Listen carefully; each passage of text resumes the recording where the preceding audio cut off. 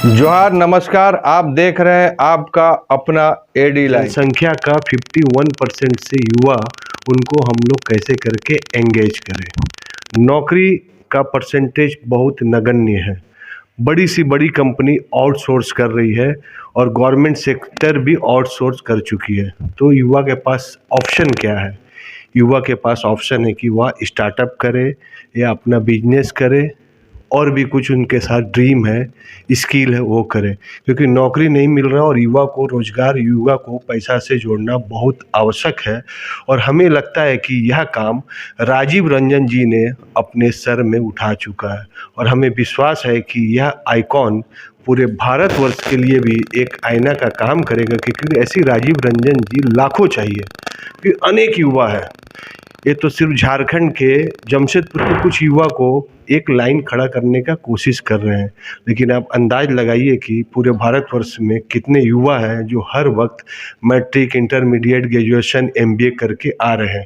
तो वह भीड़ को सही दिशा देना बहुत मुश्किल काम है, आसान नहीं है। लेकिन राजीव रंजन जी ने दिखाया कि हम जो भी काम करते हैं, हम चैलेंजिंग वाला काम करते हैं। और मैं अपने एक्सपीरियंस के बदौलत मैं कोशिश करूंगा कि युवा को अच्छे मुकाम पे लाने का कोशिश, और उन्होंने वह टारगेट तैयार कर चुका है।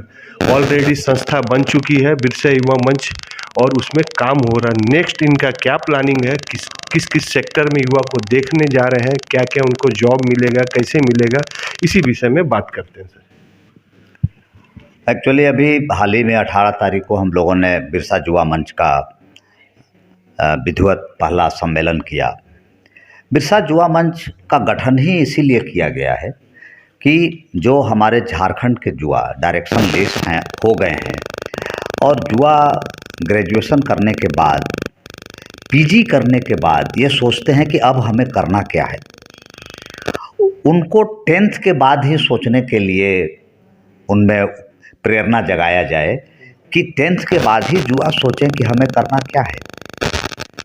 क्योंकि जैसा आपने बोला, सरकारी नौकरी के चक्कर में ये भारत देश का नीति आयोग का आंकड़ा कहता है कि 20 साल से 30 साल का बेरोजगार युवाओं की संख्या पूरे वर्ल्ड में सबसे ज़्यादा इंडिया में है, और नॉर्दर्न इंडिया में और ज़्यादा है।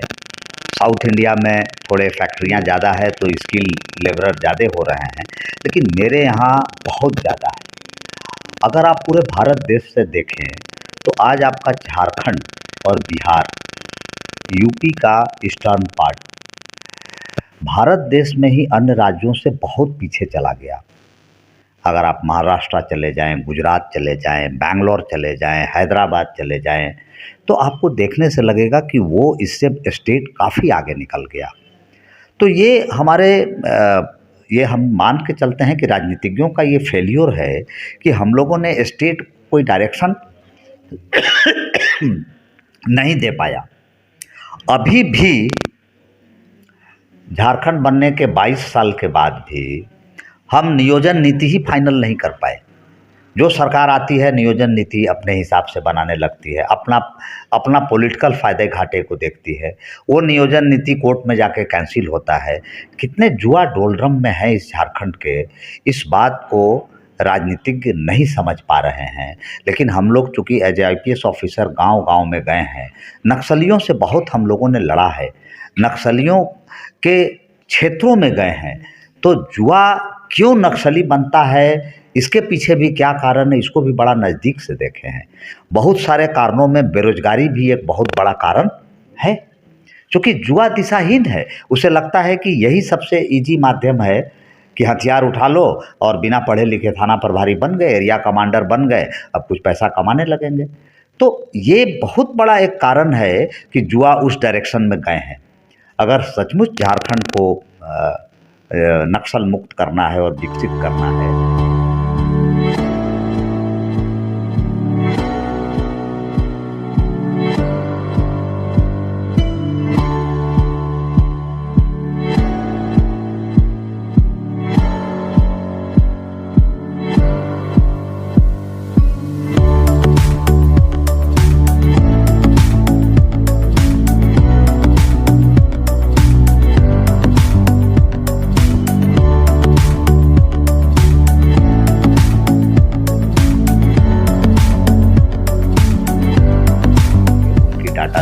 की जाए।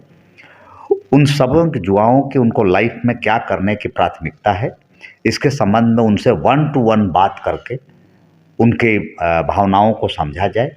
और ये 15 दिन के अंदर में जब डाटा तैयार हो जाएगा, तब जो युवा जो करना चाहेंगे, भारत सरकार की, राज्य सरकार की बहुत सारी कौशल विकास योजनाएं चल रही हैं, उस पर वर्कआउट किया जाएगा। जिस प्रकार रेलवे में जंक्शन होता है जिसमें हर जगह की ट्रेन मिलता है, उसी प्रकार युवा के लिए वह प्लेटफॉर्म राजीव जी ने तैयार कर चुका है।